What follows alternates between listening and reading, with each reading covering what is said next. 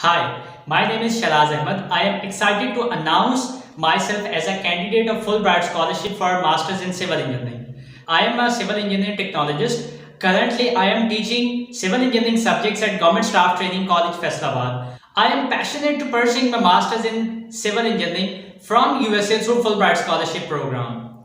I've worked on many projects like construction of a frame structure building in which not only we completed our project in time but also we reduced the cost of project 10%.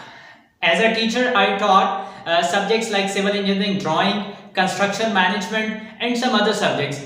And one of the most important thing I want to tell you that I got 100% results in these subjects. Fulbright scholarship program allows me to pursue my masters and also gives me a lot of experience, skills, new knowledge and also gives me global perspective.